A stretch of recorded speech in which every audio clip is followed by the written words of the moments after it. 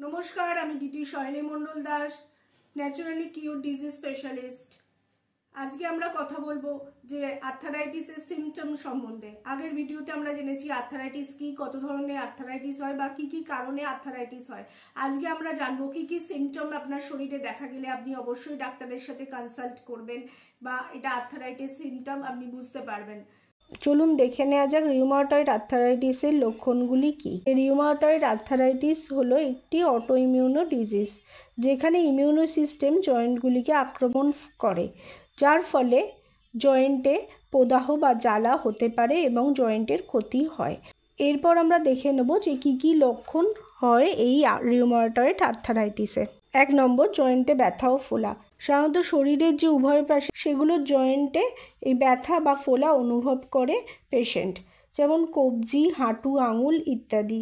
বেশিক্ষণ সময় ধরে যদি আমরা বসে থাকি, কাজ যদি না করি, আরও আমাদের জয়েন্টের অবস্থা কিন্তু খারাপ থেকে খারাপতর হয়। 2 নম্বর হলো দৃঢ়তা। বিশেষ করে সকালে বা দীর্ঘ সময় ধরে যদি আমরা বিশ্রাম নিতে পারি, তাহলে কিন্তু দেখা যায় রিউমাটয়েড আর্থারাইটিসের পেশেন্টদের কিন্তু পায়ের একটা স্টিফনেস এবং তারা চলতে বা আরও অসুবিধা ফিল করেন।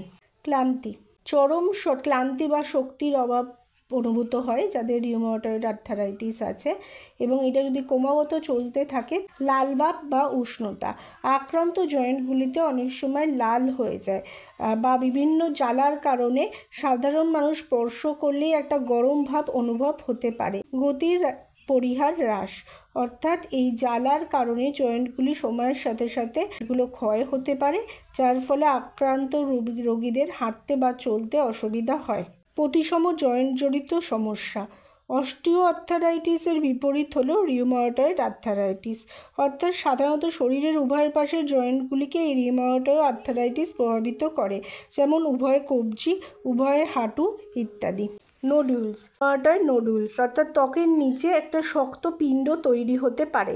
সাধারণত কনুইয়ের মতো জয়েন্টগুলির চারপাশে এই ছোট ছোট নোডুলস দেখা যায়। পদ্ধতিগত লক্ষণ, আমরা রিউমাটয়েড জয়েন্টের বাইরে উপসর্গ অনেক সময় দেখা যায়, যার মধ্যে রয়েছে জ্বর, ওজন হ্রাস, সামগ্রিক অস্বস্তি বোধ।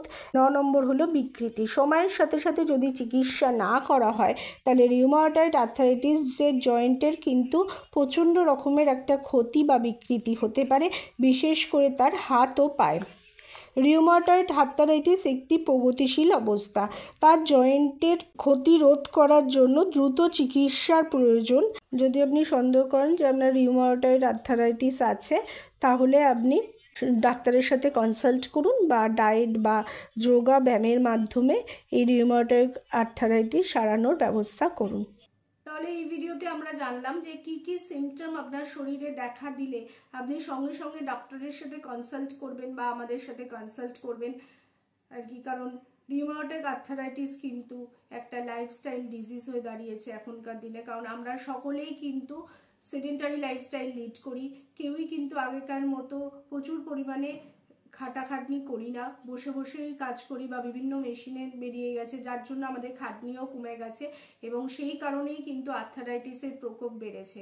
অর্থাৎ দেরি না করে ভিডিওটি ভালো করে দেখে নেবেন এবং ভালো লাগলে লাইক, কমেন্ট আর শেয়ার করবেন বেশি বেশি করে আপনাদের বন্ধু বান্ধব এবং রিলেটিভের মধ্যে, যাতে তারা জানতে পারে যে রিউমাটয়েড আর্থারাইটিস বা বিভিন্ন ধরনের যে আর্থারাইটিস হয় সেগুলো কিওর করা যায় without medicine, yoga, diet, reiki এবং হিলিংয়ের মাধ্যমে।